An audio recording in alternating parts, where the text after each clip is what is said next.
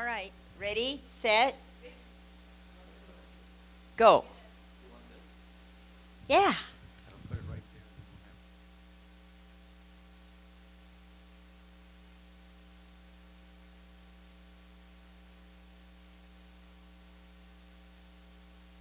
there. Hello.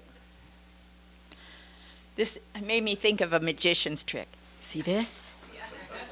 No, no. Imagine the 6-year-old me.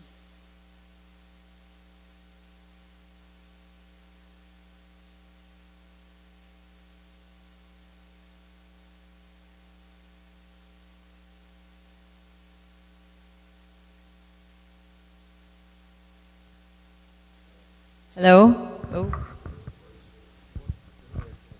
All right. Whatever. All right. So, 6-year-old me.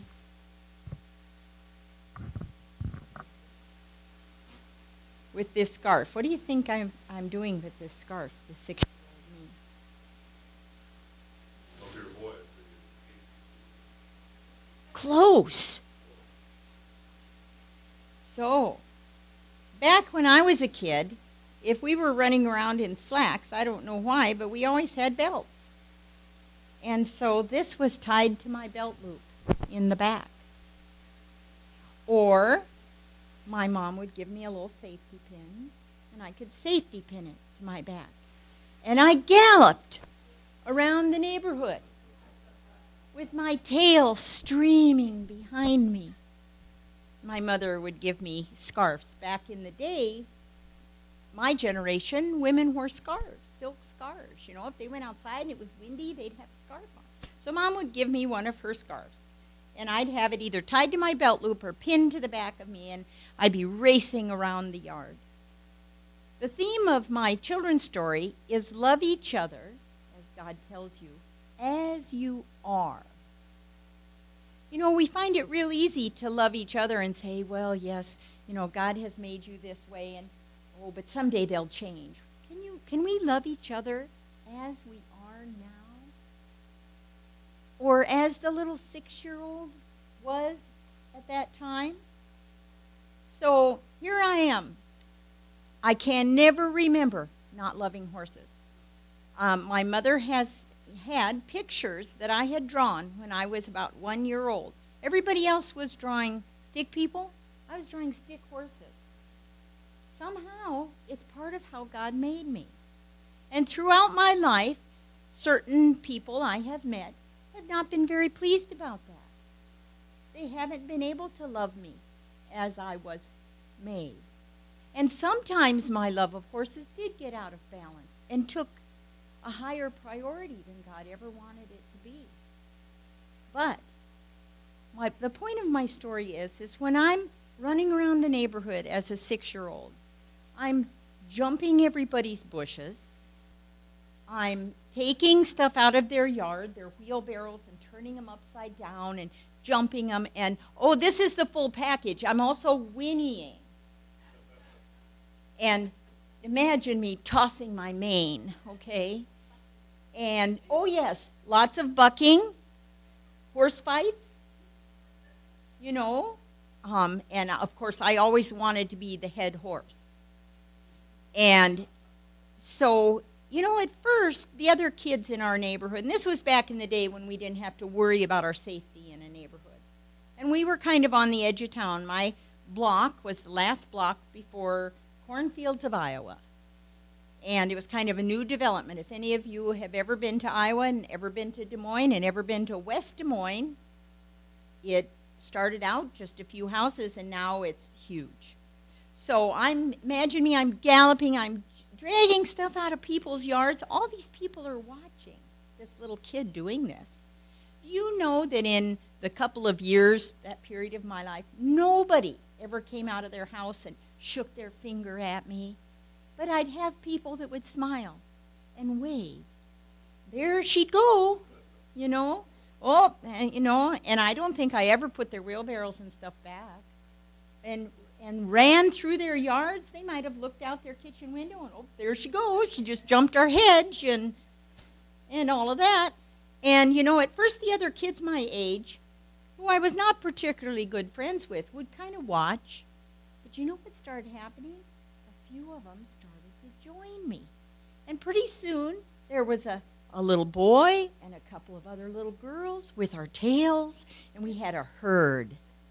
It was so great. We had a herd. And we'd, of course, race. And we had cement, one cement sidewalk that went all the way around the block and went up a hill. And oh boy, can you just imagine the group of us ripping up that hill, you know, as fast as we could, neighing and tails flying. You know, should I have been embarrassed? And, you know, nowadays I think about the kids. You know, some of them like to draw. Some of them like to take things all apart and put them back together. All these little things that God puts in us is part of how God made us. He made each one of us unique. And as Christians, we a lot of times think about, the gifts of the Spirit. You know, which gift of the Spirit do I have? But there's lots of other things God has put in you. Lots of talents. Some of us were singing from the time we were little kids. I know little kids who were writing songs, making up songs when they were little. And they went on and developed that. Little kids who played with Tonka trucks went on to become excavator drivers. You know, sometimes that does turn out to be that way. And then there were my parents. You know, my parents could have said, gee, this is really embarrassing, our kids out there doing this. But you know, my mom gave me a scarf. Nobody ever said anything about it. And you know, when I got to be 10 years old, every child thinks their parent is a millionaire. So I went to my dad and said, Dad, could I have a horse? And my dad, in the highest time of his life, made $12,000 a year. And we thought we were rich. And so getting a horse was totally out of the picture. But you know what he said? He said, sure. He said, if you can earn the money and provide for it, I'll drive you to it. And you know, I never thought, well, you dirty, rotten scoundrel, you stingy old guy. I thought, all right. And I babysat, and I mowed lawns, and I pulled weeds, and did everything until I had $150.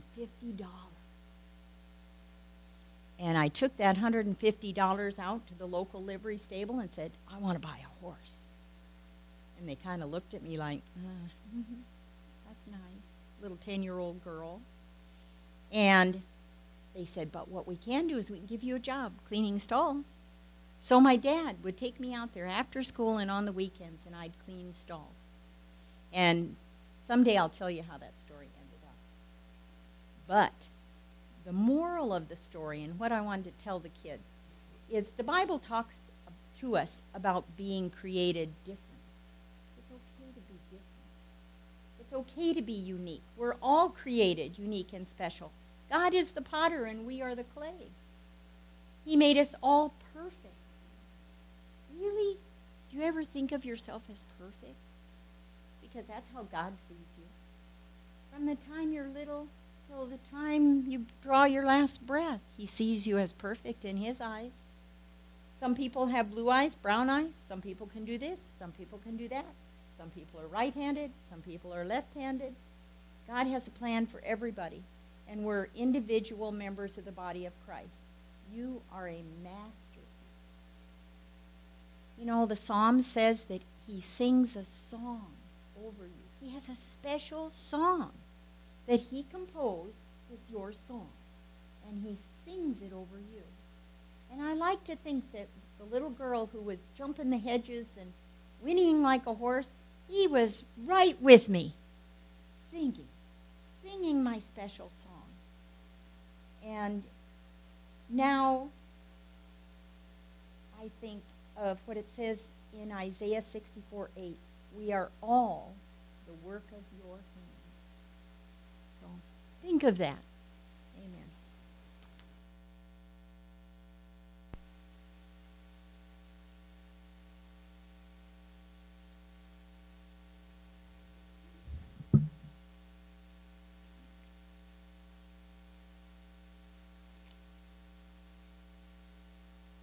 I believe it is, I don't think I thought about it since right now.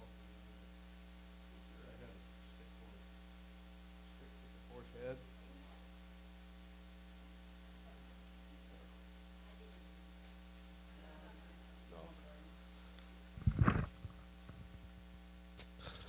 Well, as a small group here,